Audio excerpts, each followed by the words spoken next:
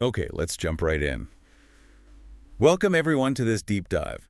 We're digging into a fascinating set of sources you've shared, focusing on, well, something that feels very current, May 2025 current, but actually echoes a warning from 75 years ago. That's right. A really stark warning from one of India's key founding figures, Sardar Patel, about the relationship with China.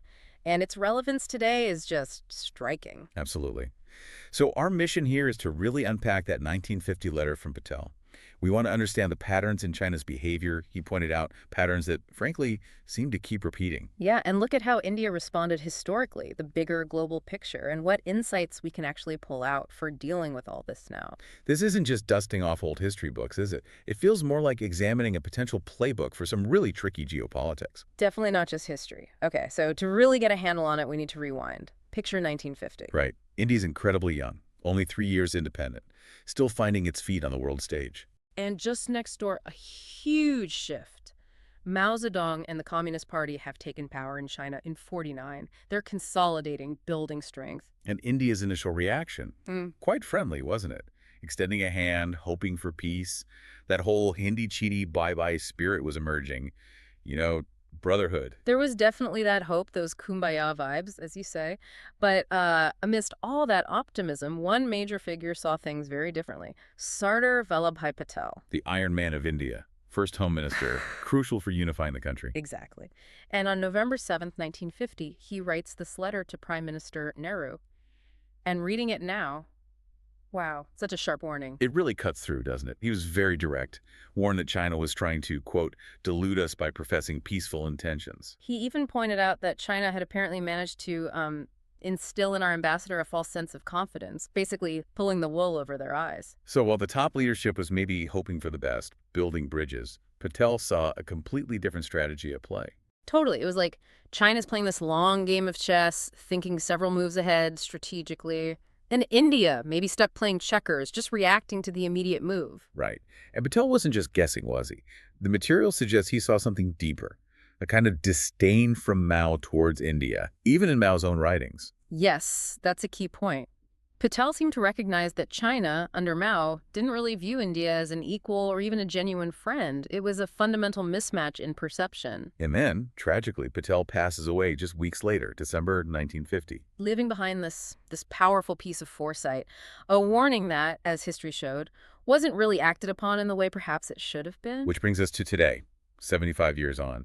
And it feels, well, uncanny, like we're stuck in some kind of geopolitical Groundhog Day. It really does. That initial view Mao supposedly had India being chaotic, maybe a bit weak, someone you could push around, seems to have kind of persisted through different Chinese leaders right up to Xi Jinping. And the strategy feels consistent too, this pattern of harass, provoke, test boundaries, exploit trust. It's a playbook, and a disturbingly consistent one. The examples are right there in the material we looked at. Like the 1962 Sino-Indian War. Yeah, China just steamrolled India on the border. A huge national shock, a humiliation. yeah, the description was vivid. The PLA basically waltzed into Indian territory and waltzed out, leaving India completely exposed. A real wake-up call that wasn't fully heeded, perhaps. And then fast forward, June 2020, Galwan Valley. That wasn't just a minor scuffle. No, not at all. It was described as this almost medieval brawl, reports of Chinese troops using spiked clubs, 20 Indian soldiers killed. It was a raw, violent reminder that China is still willing to use force to play absolute hardball. And this pattern popped up again, Mm. quite specifically in the May 2025 scenario we're focusing on. There was that short, sharp India-Pakistan skirmish. Like a 4-day fireworks show. Yeah, a distraction. And while that was happening, China wasn't just watching. The analysis suggests they were acting as a kind of sly provocateur. Uh-huh. Pulling strings behind the scenes, trying to keep New Delhi off balance while its attention was elsewhere. It links straight back to what Patel warned about in 1950, that double dealing. It's the same move, just 75 years later. So if the warning was so clear and the pattern seems so consistent, Yeah. why has India found it so hard to really, truly act on it over the decades? That's the million-dollar question, isn't it? Looking back, it seems like a mix of things, maybe some early idealism, perhaps naivety, a lot of wishful thinking, focusing on China's stated intentions rather than their capabilities or actions. And maybe some bureaucratic inertia. Big ships turn slowly. That too. Plus, Nehru's deep belief in diplomacy in Hindi Chini Bye Bye. which was well-intentioned, but China seemed to interpret it less as friendship and more as an opportunity, a weakness, maybe. Like offering a hand and getting slapped instead. Something like that. And there was also that tendency for India, especially early on, to want to occupy the moral high ground in global politics, like playing the role of the wise, peaceful sage. The Dalai Lama of geopolitics. Right. While China was very much playing a hard-nosed game of risk, focused on power and territory. So an underestimation of Mao's strategic ambitions. Kind of rose-tinted lens that maybe lingered longer than it should have. It seems that way. And the material suggests that even now, sometimes that perspective can persist in some official circles, even when, ordinary people on the street seem to see the shenanigans, the meddling, much more clearly. And it's crucial to remember, this isn't just about borders and soldiers. There's a huge economic angle here. Oh, absolutely. China is presented as an economic steamroller, too, building this significant economic grip. We see it with cheap goods, flooding markets, right? But also deeper concerns, like potentially dodgy apps on phones collecting data. Exactly. India did react in 2020, banning TikTok and a bunch of other Chinese apps after Galwan, citing security. But was that enough? The feeling was maybe it was like a Band-Aid? Because the goods still find ways in. Through other countries, maybe less scrupulous traders. That seems to be the issue. Porous borders, loopholes, and it goes beyond consumer stuff. There were mentions of China meddling or attempting to meddle in really critical infrastructure, railways, telecom. That's serious. What's really striking, though, is that when you zoom out, India isn't alone in this struggle. It's like a global problem. It really is the world's China conundrum. Yeah. So many democracies are wrestling with this. Look at the U.S. decades of engagement, hoping for integration through globalization. Which ironically helped fuel China's rise and left supply chains incredibly tangled. A real Gordian knot. Right. And we saw that quote from Henry Paulson, the former U.S. Treasury Secretary, describing China's method. Things simmer quietly while they build support, then bam, they act decisively. That sounds familiar, like the long game India's been seeing since 1950. Exactly. Even the UK is feeling it. That 2024 poll showed 75% wanting a tougher stance. And get this, the material even mentioned concerns about Chinese factories making high-quality counterfeit British stamps. Counterfeit stamps, wow. Okay, that shows the breadth of the issue. It really does. So let's bring it back to India. Given all this, what does revisiting Patel's warning actually suggest India should do? What's the playbook? Well, the starting point seems to be Patel's core message. Stop basing policy on trusting intentions. Prepare for the long haul. Be realistic.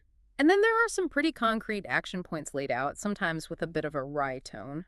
First up, get serious about borders.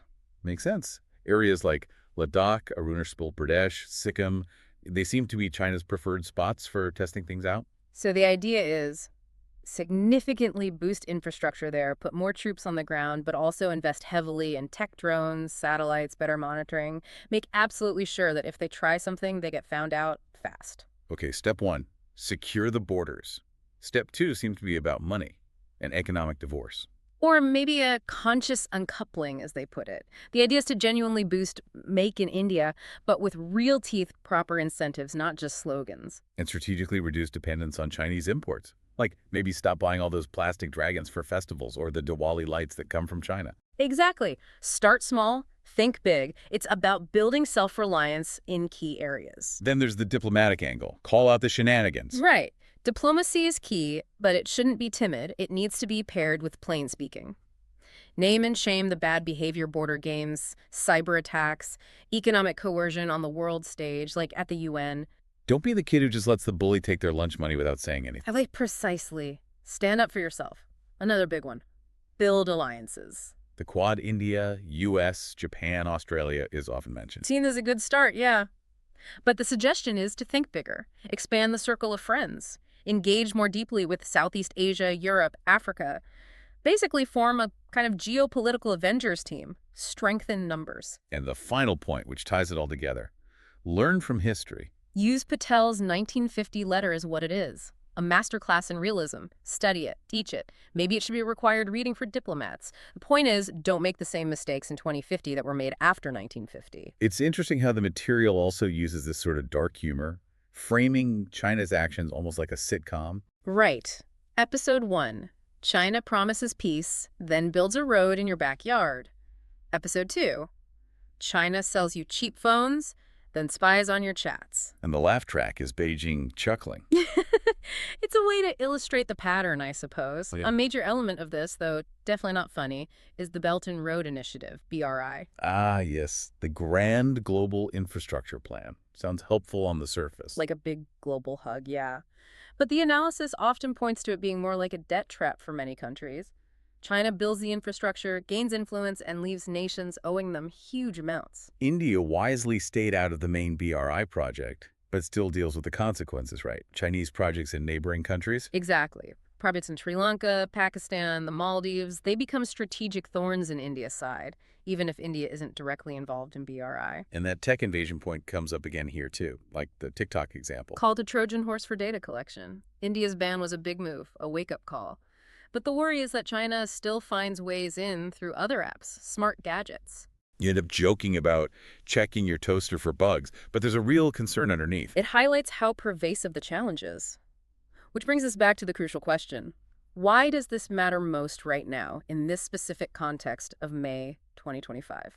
Because the stakes are just so much higher today. China isn't the same country it was in 1950. It's a global superpower. Its navy is active in the Indian Ocean, its cyber capabilities are formidable, targeting infrastructure globally, and its economic power buys influence everywhere. And India, also a rising power. Booming economy, young population, lots of potential, but also vulnerable. Geopolitically, economically, strategically vulnerable. And that May 2025 India-Pakistan flare-up scenario we discussed, it's the perfect example of why this matters now. It showed how a regional distraction can create an opening for China. Exactly. While India's attention was focused on Pakistan, the suggestion is China was likely, quietly adding fuel to that fire, maybe funneling support to its all-weather friend Pakistan? Classic divide and conquer, the very thing Patel seemed to warn about. Decades ago, yes.